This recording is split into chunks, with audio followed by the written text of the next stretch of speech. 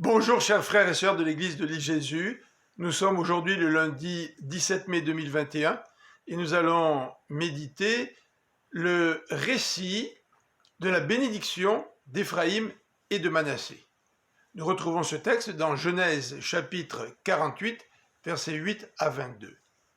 Déjà au verset 5, nous avons vu vendredi dernier que Jacob a adopté les deux fils de Joseph pour qu'ils deviennent les ancêtres de deux tribus en Israël. Au verset 10, l'auteur nous spécifie que la vue de Jacob était tellement faible qu'il ne voyait plus très bien.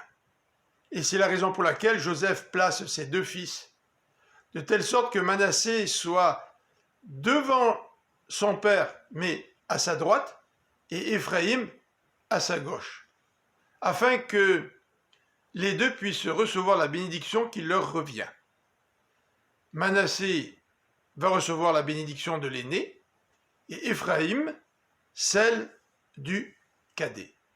Mais voilà que le verset 14 nous spécifie que Jacob va croiser les mains pour poser sa main droite sur la tête d'Éphraïm et lui donner la bénédiction de l'aîné, et sa main gauche sur Manassé pour qu'il reçoive la bénédiction du cadet. Nous comprenons très bien pourquoi, au verset 17 et 18, Joseph réagit et veut signaler l'erreur à son père. Mais Jacob a très bien compris que Éphraïm sera le plus grand, même s'il est le plus jeune. Et Jacob persiste. Ce que je voudrais aussi souligner dans ces quelques versets, c'est l'attitude de Jacob. Il est extrêmement reconnaissant envers Dieu. Au verset 11, qui dans sa grâce lui a permis de revoir ce fils qu'il croyait mort à tout jamais. Mais non seulement Dieu lui a permis de revoir Joseph, mais il lui a aussi donné le privilège de voir ses fils, de voir sa descendance.